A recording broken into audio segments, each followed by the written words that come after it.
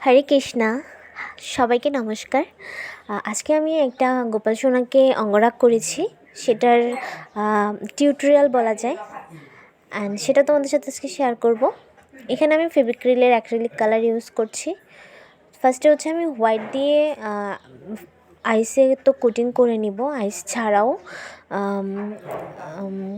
মানে গহনা যেগুলাতে আছে সেগুলাতেও আমি হোয়াইট বেস আগে দিয়ে নিব। এতে করে যেটা হয় সেটা হচ্ছে পরবর্তীতে যে কালারটা করা হয় সেটা অনেক সুন্দর ফুটে ওঠে। এজন্য আমি প্রথমে হচ্ছে চোখের যে অংশটা সেটাকে আমি হোয়াইট বেস করে নিয়েছি। এরপর বাকি যেই গোপসোনার যে জুয়েলারিগুলো আছে সেগুলাতে কালার করব, মানে হোয়াইট বেসটা করব, তো সেটা করছি। এটা একটু বড় সাইজের গোপাল সোনাকে আমি অঙ্গরাগ করছি। এর আগেও আমি অনেক গোপালদের অঙ্গরাগ করেছি, ছোট বড় অনেক গোপালদেরই অঙ্গরাগ করেছি, আমার চ্যানেলে ভিডিও আছে। আজকের ভিডিওতে ডিটেলসে কিছু বলবো না, বাট তোমরা ভিডিওটা দেখতে থাকো। যদি তোমাদের ভালো লাগে অবশ্যই ভিডিওতে লাইক কমেন্ট করে জানিও। এই গোপসোনাটাকে সাজিয়ে আমার খুব ভালো লেগেছে। আসলে বড় সাইজের যে গোপালগুলো হয় ওগুলাকে সাজাতে খুব ভালো লাগে, মানে সময় কম লাগে, ডিটেলস যে ওয়ার্কগুলো আছে সেগুলো ইজিতে করা যায়। গোপাল সাজানোর সময় যেটা হয় সেটা হচ্ছে, যেহেতু অনেক সময় লাগে, একটু গ্যাপ দিয়ে দিয়ে করতে হয়, অ্যান্ড একটা বেস কালার করার পর সেটা শুকোতেও একটু টাইম দিতে হয়। তো হোয়াইট বেসটা করার পর বাকি আমি চুলের অংশে চলে গেলাম। সেখানে হচ্ছে সেখানে তো হোয়াইট বেসের প্রয়োজন পড়বে না, সেখানে ডিরেক্ট ব্ল্যাকটা অ্যাপ্লাই করলেই হয়ে যাবে।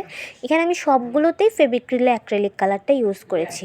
অনেকেই বলে কালারটা তাড়াতাড়ি উঠে যায়, আসলে উঠবেই, যে কোনো কালারই ইউজ করলে সেটা উঠবে যদি সেটাতে ঘষা মাজা করা হয়। গোপালদেরকে যখন আমরা স্নান করাই সেক্ষেত্রে দেখা যায় অনেকে অনেক জোরে জোরে ঘষে, বা হালকা করে ঘষলেও এটা আস্তে আস্তে দিনের পর দিন এই ঘষাটা লাগতে লাগতে কালারটা উঠে যাবে, কালারটা বেশি দিন স্টে করবে না। তো সেই জন্য কিছুদিন পর পর গোপাল সোনাদেরকে নতুন নতুন করে অঙ্গরাগ করানো ভালো আমার মনে হয়। এখন যে কোনো রং ব্যবহার করি না কেন, সেক্ষেত্রে ঘষা মাজা লাগলে রঙটা উঠবে, এটা অনেক ক্লায়েন্টরা বুঝতে চায় না। ওরা ভাবে যে কী রঙ এখানে ইউজ করেছি, রঙটা কিছুদিন পরেই উঠে যাচ্ছে এরকম। বাট এটা তাদের বুঝতে হবে যে ঘষা মাজা লাগলে রঙটা উঠে যাবে।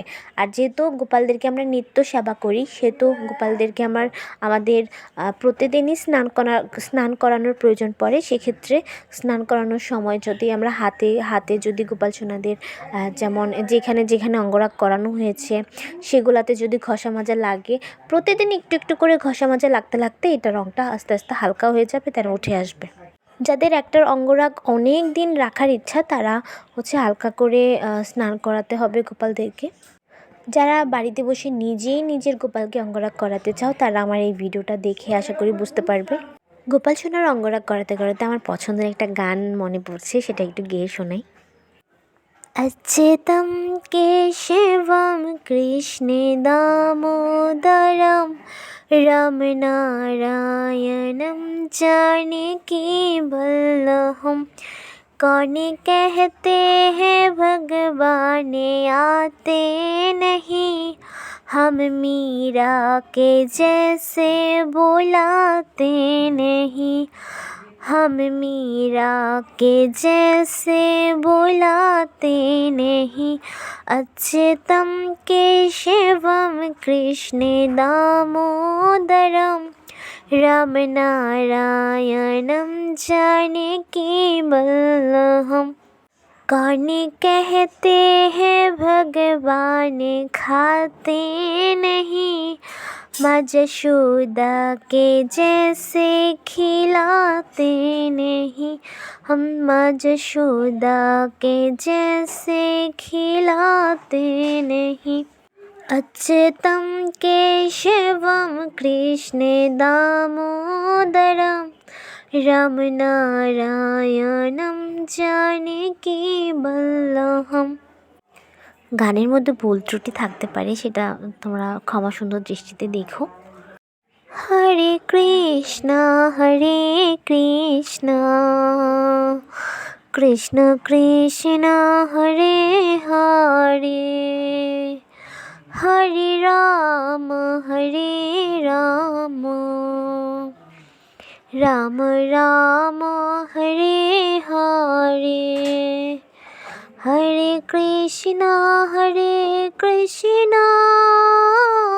কৃষ্ণ কৃষ্ণ হরে হরে হরে রাম রাম